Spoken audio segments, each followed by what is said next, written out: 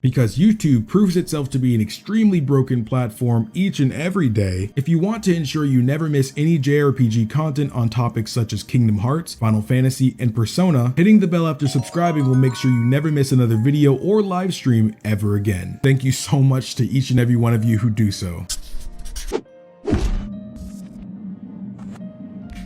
So a lot happened yesterday when it comes to Final Fantasy VII Remake, and I think with all the news about episode Yuffie coming and the new mobile games and all of this stuff, alongside me streaming a bunch of Final Fantasy XIV, it's had me been able to observe what a lot of fans feel about Final Fantasy VII and Final Fantasy VII Remake.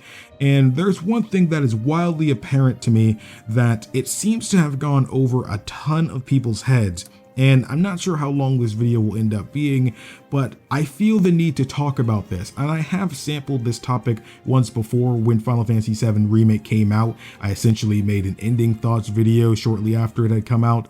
But this video is going to be slightly different than that because I mainly want to focus on this one specific thought about Final Fantasy VII Remake that most people seem to not realize. Final Fantasy VII Remake is not a remake of the original Final Fantasy VII. It is a sequel to the original Final Fantasy VII. I know that may seem hard to believe, but trust me, just listen, hear me out. I promise you that this is the case. So of course this video will include spoilers for Final Fantasy VII Remake, so if you haven't finished the game, I highly recommend you put this video and watch later and come back after you finish. But without further ado, let's mosey. But first, let's hear from our sponsor today, Skillshare. Skillshare is an online learning community where you can choose from a multitude of creative processes to develop or strengthen skills in. There are thousands of different classes to take from extremely talented individuals that will help you get better at your selected craft, whether it be for creative writing so you can be one step closer to becoming the next Tetsuya Nomura or Yoshi P, illustration so you can create the art of your dreams, or even music that you can take that step forward into creating music that will speak your message to millions. However, for this video, I feel the need to recommend science fiction and fantasy, creating unique and powerful worlds. It's an extremely well-spoken class done by author Lincoln Michel. As an avid fan of creative writing, this class was a literal joy to experience. I really felt I got a step closer to being able to create a story that not only others can enjoy, but one I myself would enjoy reading. And I think what helped this whole learning process for me was that Skillshare was made specifically for learning, meaning there's no ads to interrupt your lessons, and they're always launching new premium classes so you can stay focused and follow wherever your creativity takes you. And it's less than $10 a month with an annual subscription. For less than $10 a month, you can become leaps and bounds closer to achieving lifelong dreams. It's honestly a no-brainer. The first 1,000 of my subscribers to click the link in the description will get a free trial of premium membership so you can explore your creativity. So if you've played the original Final Fantasy VII,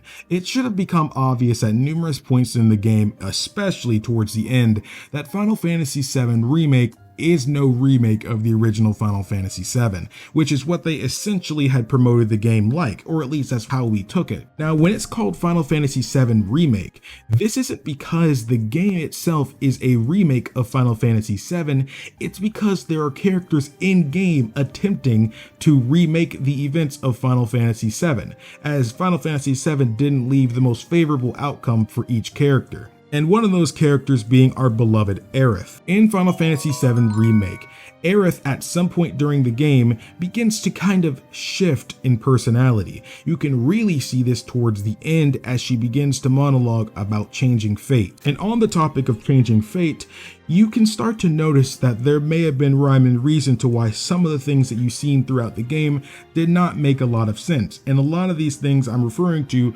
have to do with the ghost apparitions you see throughout Final Fantasy VII Remake called the Whispers. The Whispers in Final Fantasy VII Remake are beings of fate, and you can find this out if you actually assess the creatures if using the assess ability, and this is where you can really find out what kind of beings there are. But in particular, I do want to talk about assessing the Whispers, the King Whispers that you can see at the end of the game that you'll have to fight, and for this particular instance, I'll bring up Whisper Rubrum just because I already have it pulled up right here. But if you go to Whisper Rubrum when you're fighting him and use the assess ability, or so you can simply look at their data, you can actually read their brief description as you could a lot of the enemies in the game if you use the assess ability. But for Rubrums and the other ones that you actually fight during this end of the game segment, It actually has a message that says an entity from a future timeline that has manifested in the present day. It fights with a sword to protect the future that gave shape to it. Now, this is a very weird message. It is a very weird message, as you would think these are just ghosts haunting the area. But as I said, these are beings of fate. They're the ones that are making themselves an obstacle for us as we attempt to change the fate of this world. Now, I think this description is quite interesting because, as you can obviously see from this description, it's saying that these are entities from a future timeline, meaning that in a way, it makes more sense when you realize that this is a different future from which these beings actually hail from, which just goes to show you that this world is shifting into its own timeline instead of the original timeline from Final Fantasy VII. And this can only happen because we have a character with us who is aware of the events of Final Fantasy VII. That way we can attempt to change this fate, and that way we don't end up having to have the outcome of Final Fantasy VII. Now, this is a spoiler for the original Final Fantasy VII, so if you don't want to hear that, you may want to skip to this moment, or honestly just skip to the rest of the video, because this is going to be pretty important for the remainder. As we all know, Final Fantasy VII actually includes the death of Aerith. And according to Final Fantasy VII lore, all beings end up returning to the life stream in which they initially came from.